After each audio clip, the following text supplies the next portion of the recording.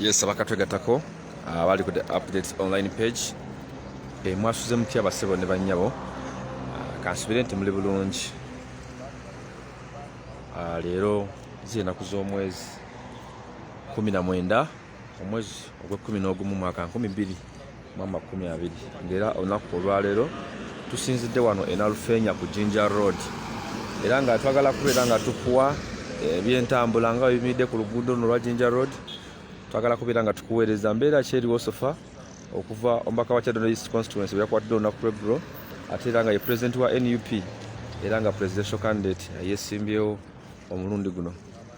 Basebo ne bannyabo njagala bategeeza nti enteekateeka ez'okubeera nga His Excellency Robert Kyagulanyi Ssentamu ayimbulwa zikyalinyiddwamu ko eggere era nga bannamawulire aba media houses bonna ab'enjawulo tuli nabo wano era nga tuli mu kubeera nga tubaweereza.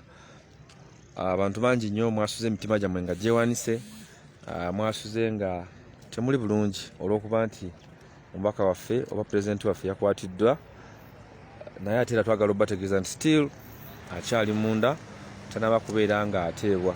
So sharing live video eno tusobole okubeera nga etambula viral wano we tusinziira mafuta bagayita Igara era bw'oba nga wakava ku bridge eya River Nile ge mafuta g'osookerako. So gwe mukwano gwange ayagala okujja okubeera nga naawe otuuka wano weerolera ku mbeera eno, njagala kulagirira bulungi nnyo bw'oba akava ku mafuta oba akava ku lutindo oba ku bridge empya eya Jinja Road eya River Nile ge mafuta agasookerwako ddala bagayita Igara. Awo we bayita Nalufeenya we batera okusibira abantu. So basebo ne bannyabo twakedde wano era nga mbeera sinnungi wano we twasuze ne muganda wange Mr. Update, Honorable Sempe Watone Kiyimba, Honorable Nabira, Honorable Joel Senyonyi, Council Luis Luwongoya n'abaana abalala bangi nnyo ba fighters okuva mu bitundu eby'enjawulo. Mawulire si malungi, mawulire gannaku, mawulire gennyamiza, naye nga kituufu nti president wa NUP Robert Kyagulanyi Ssentamu yagombeddwamu obwala olunaku lwajjo ku makya. Twali tulina olukuŋŋaana e Luka district, twali tulina olukuŋŋaana e Buyende district, twabadde era tulina olukuŋŋaana mu Kamuli district. Twasobodde kubeera nga enkuŋŋaana zaffe zino zonna tuzikupa olw'ensonga nti olukuŋŋaana olwasookedde ddala abasajja bamugombyemu obwala awatali kwebuuza ku muntu yenna, awatali kuwannanya kintu kyonna, kana nga bamaze okubeera nga bakola ki nga bamugombamu obwala.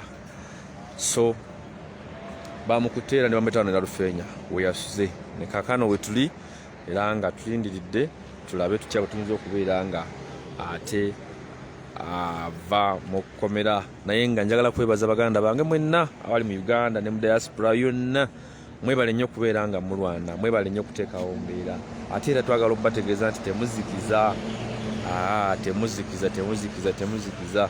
Mwebale nnyo, mwebalire ddala okubeera nga mulaga obutali bwenkanya, mwebale nnyo okulaba nga embeera yonna mugezaako okubeera nga mugisa mu nteeko, kubanga kino ekyakoleddwa Honorable Robert Kyagulanyi Ssentamu kyekikolerwa ku bannayuganda era aba bulijjo. Bino tebyawukana nnyo na bya bulijjo wabula lwakuba nti leero bakikoze ku presidential aspirant, naye bino bye bikolebwa ku bannayuganda era gwe tobeereyo n'ogamba nti ate wano bakoze batya. Byebyo ebintu ebikolebwa ku bannayuganda.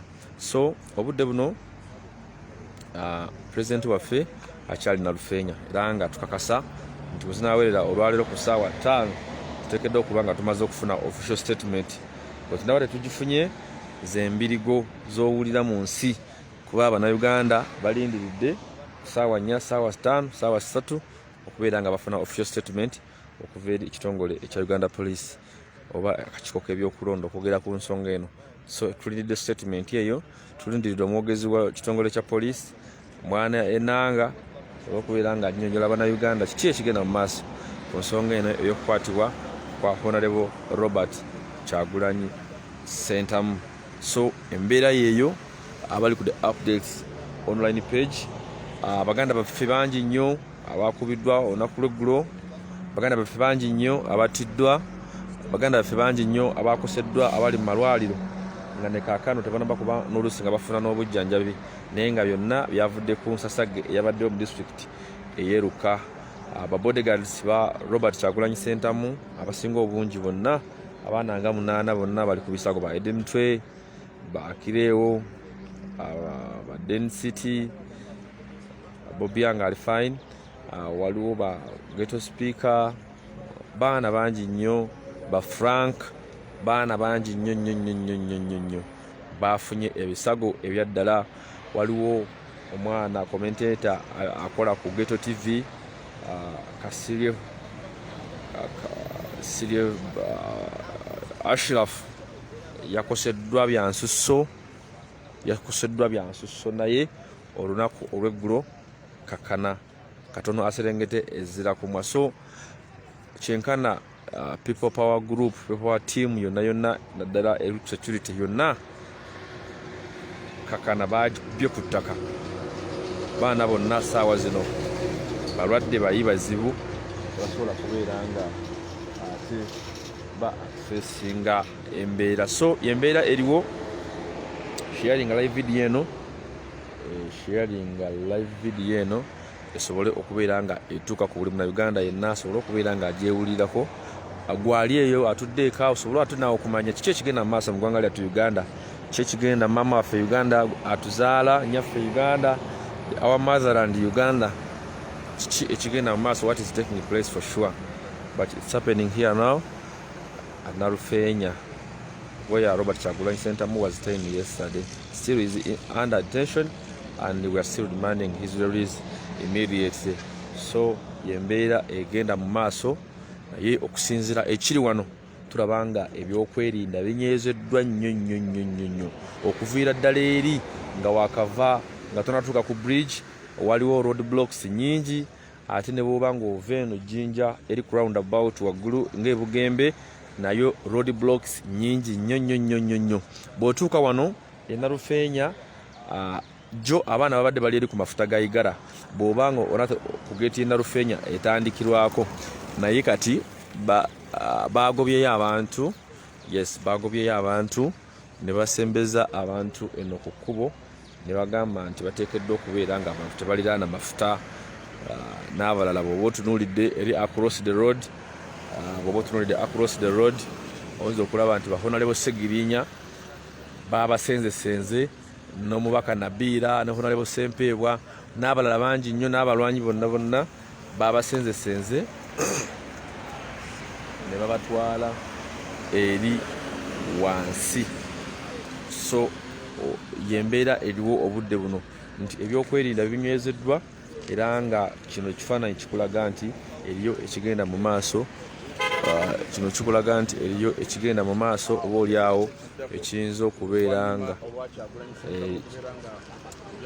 okulaba nga waliyo ekigenda mu maaso, kulaba nti mu nsi waliwo ekigenda mu maaso ekitali kituufu, kubanga byokwerinda bwe binywezebwa nate era kituletera okweraliikirira nti oba oliawo ekiri munda kiyinza okuba nga si kituufu. So gwali eyo kiteeke mu ntegeerayo nti ebyokwerinda bikoze eki, ebyokwerinda binywezeddwa era wayinza okuba nga waliwo ekitali kituufu. Abacoordinators baffe ab'ebusoga, Honorable Bigirwa Moses, Pastor Muwanguzi, Banswengere, bonna tuli nabo wano era nga tuli mu kubeera nga demandinga immediate release of Honorable Robert Kyagulanyi Ssentamu, President waffe owa NUP.